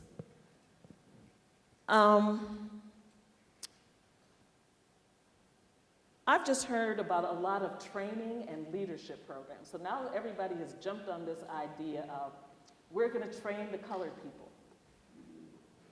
And I'm not talking about colored people training colored people. I'm talking about other people. So, oh, there's a dearth. There's a lack of people of color in the pipeline to go to these major institutions. Where are they? And since they aren't out there, I'll train them. And I'm like, really? As if we can't train ourselves. Because I really feel like if we're going to give money to train people, anybody, and this is not to be disrespectful to Michael, this is not to be disrespectful to the Kennedy Center, but I'm sorry, but if I was going to have somebody train somebody, I would have Lula Washington and Malik training people on how to survive for 45 years on a dime and a prayer. That's training. Because anybody can survive with a whole lot of money and a whole lot of people giving you money. Anybody can do that. But can you survive on a dime and a prayer for 45 years? So I feel like those are the folks should be doing the training. Denise should be doing the training. Those are the people who should be training folks in the pipeline for the next generation of leadership. And if somebody else is telling you that they're training people of color, you need to ask them why. Marta Vega has a training program if you need to know some training programs. NALA, the National Association of Latino Arts and Cultures, they have a training program. There are leadership training programs all over this country, and in schools like this, we've been putting people out in the pipeline for decades. Am I right? So all of a sudden, nobody can find them? I would question that. All right, I am done.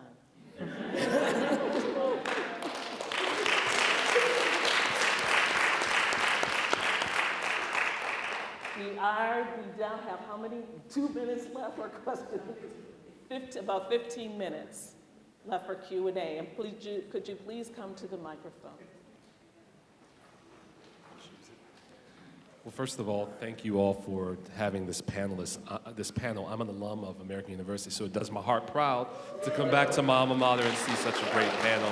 being an arts administrator myself, my question goes to the point about the paradigm shift and the language change. About what? About the paradigm shift with the yes. language change. Yes. So the question is pretty much, what language, and I ask all of the panelists, what language do you encourage us to use, one, and then secondly, how does that language actually affect sort of grant proposals, and how would that affect mission statements and visions, thinking, working with more than one organization? I think it demonstrates leadership because, what I see from traveling and talking to a lot of different arts organizations is that sometimes we do not assert our own leadership. So by taking control of the conversation, we then become in charge. So it's not just going up with this kind of begging hat in the hand, I sure hope they pick me, but being bold, being dynamic, choosing language that is powerful, as well as respectful.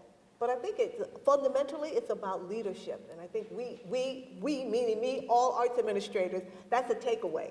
Because in the arts there tends to be this kind of, we believe that we should be poverty stricken. Not for profit, we actually believe that poor is okay. What I'm suggesting is that we change that whole way of thinking so that we are now empowering ourselves to think, no, we should be fruitful. We should have the resources that we need and walk into the room with that kind of demeanor. So it starts with the language, it starts with in our heads. It really starts at home before you even walk out the door. How do I really feel about myself as an artist, as an arts administrator, and who do I represent? And so if it's fearless, then that's what people can respond to. But if it's fearful, then you'll get the crumbs. But even going back to, what Michael has been talking about and teaching us, it's also to have your, forgive me, I know we're live streaming this. I hope there's not any young children. Have your shit together. Yeah. You have to be quite honest, have your stuff together. I mean, yes, I'm bold, I'm courageous, I don't take no for an answer, but I also dot my I's and cross my T's when I'm doing my work. Remember when I said before that this is my art form? Okay, so ZANNIE, when we just met for the first time today, and she has two faculty folks that she works with who I actually have mentored. And I'll never forget one of them, Will Power, when he first came to me in Houston. Do you know that name? Yeah. Okay, Will Power, who's a fabulous artist, and he asked me, we were in San Francisco, he wanted to make the move to New York and develop his career. And I said, well, you're probably not gonna wanna hear what I have to tell you. And he said, what's that? And I said, 3 things. Number 1, perfect your craft. The second thing, perfect your craft. The third thing, perfect your craft. And that's what I do every day of my life, whether it's developing a budget, whether it's writing a marketing plan, whether it's consulting with a client, I'm always perfecting my craft. And that's also what gives me the courage to be bold. I would add, and this is really kind of in homage to Michael with, I believe it was in leading roles, and it's something that we see within the data that we look at, is a difference between small organizations to medium and medium organizations to large is how diversified their funding portfolio is. And part of that is the imagination of not just planning for what am I going to do tomorrow or this year or this season, but to have a big, bold idea for what do we want to do 2 years from now, 3 years from now, and how can we inspire excitement with our donors about that longer-term existence and plan.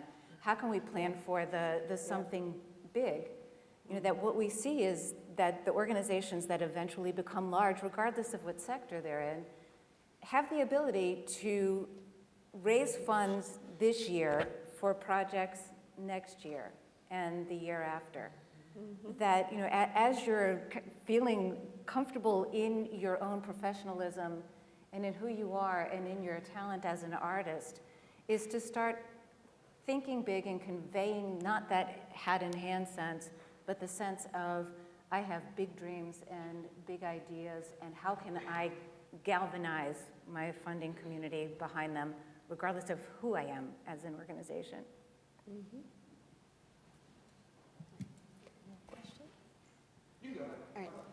right. First of all, thank you so much for being here. This is an incredible opportunity. I want to talk a little bit, I want you to talk a little bit. There have been points where you talk about, individual responsibility versus systemic forces and things like that. And while everybody should work within the system to get what they can get while it exists, I want to know your thoughts on the funding model. Why not throw the model out? And not from an individual organizational standpoint, but bigger picture, revolution, right? My punk affiliations are showing. I'm like, burn the system down. Let's start from scratch. Revolution. Because the system, it's based on racist histories. So I want to know if you have any thoughts on that, if you're seeing it, the beginnings of that anywhere.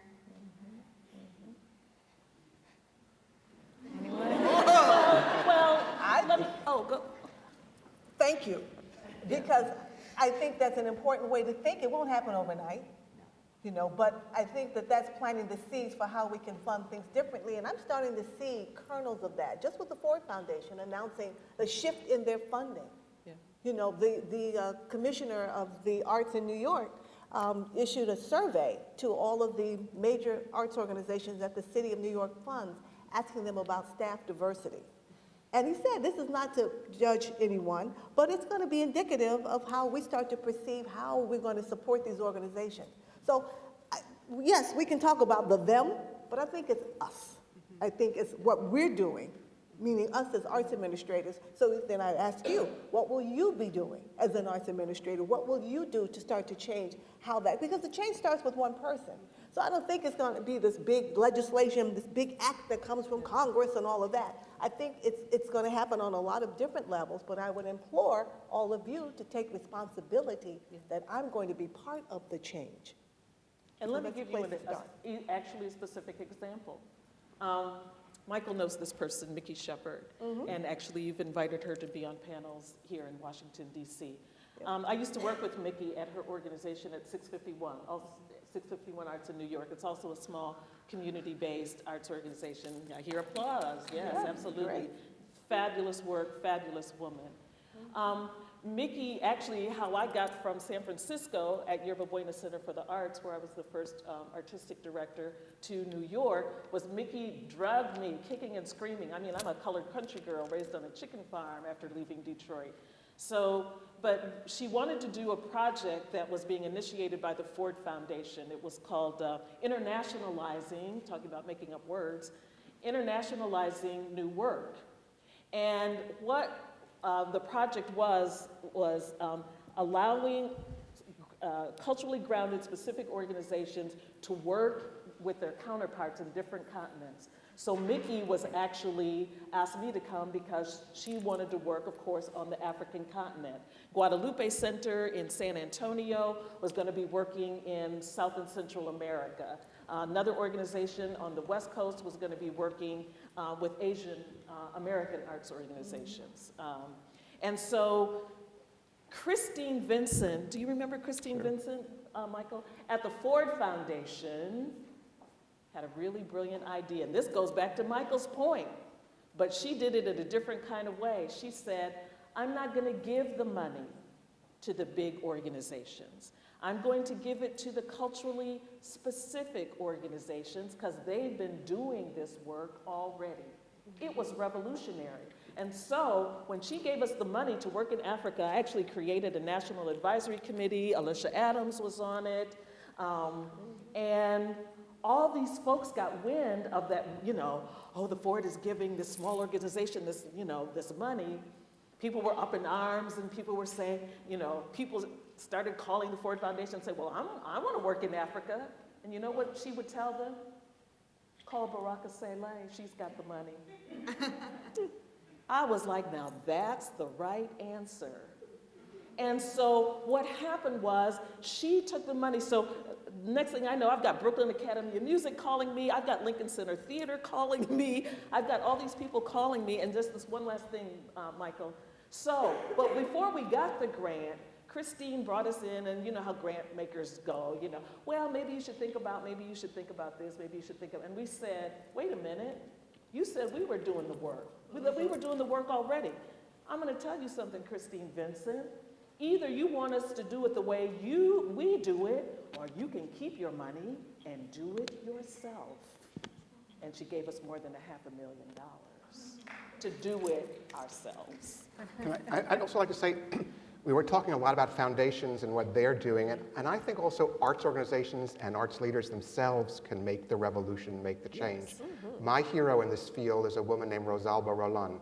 Rosalba Roland runs the Pregones Theater, which is a wonderful Latino theater in the South Bronx. Yes. And we talk about thinking big, and Rosalba created from a very modest organization, a very, very remarkable and robust Latino theater, and now has merged with another theater in New York, Puerto Rican Traveling Theater, and now has theaters in both the South Bronx and Manhattan, right on Broadway.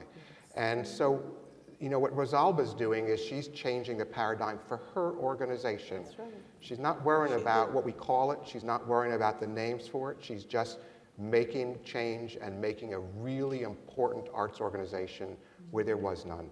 And I think that's something that each of us needs to think about how we do, and not just expect Darren Walker or the Mellon Foundation or whoever to do it for us. We have to do it in our own ways. Excellent. Let's go to this side.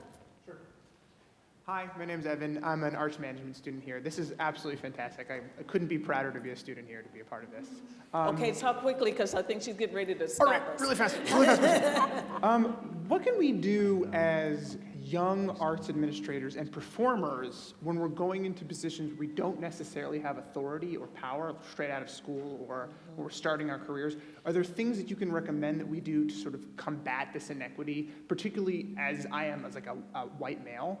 What can we do? Be change.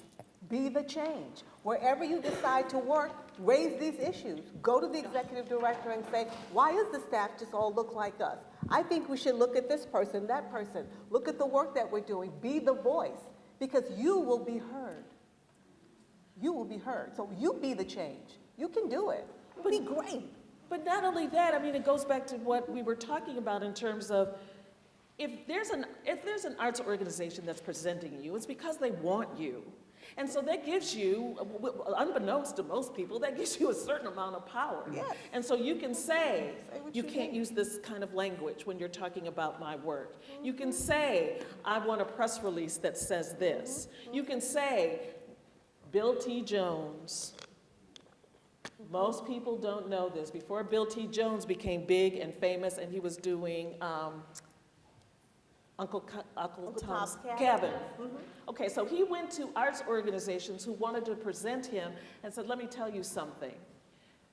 Before you can present me, you have to guarantee that you're going to reach out to these different kinds of communities to engage in my work. I'm going to create a work, and I want dancers from churches, I want dancers from schools, I want dancers from this, that, and the other. And he said, that's the only way you can present my work. And it was part of his contract and negotiation. So that's one of the things that we should also be able to do, is not just say it, but make it part of your contractual process as well. You can't use these words. I have to have these communities involved. This is what my work needs to look like. Be specific and say what you need. I'm going to also, just to add to that, is that everybody in this room is going to have that opportunity, right? And I'll tell you right now, I'm on 3 equity working groups. And there are almost 0 white people involved in it. And so you're going to be challenged in those times when they come up to speak out. And what I find that a lot of those white organizations and those leaders in Denver are not doing it. And so all you have to do is just be prepared, because it's going to come up for you. When I think about Bill T. Jones, I remember eons ago at a TCG conference, he was the final presenter, and he talked about, rejecting the victim position.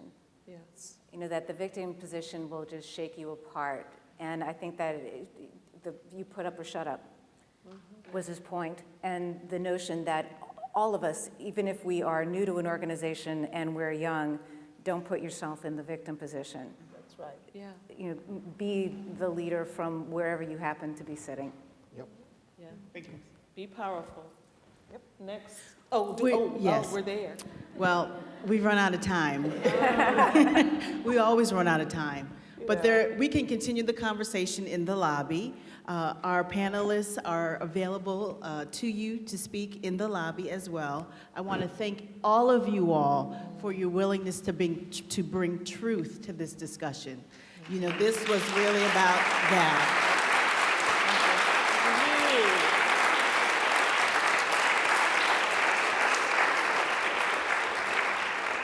And so, thank you everyone for being so open, so honest about the discussion today.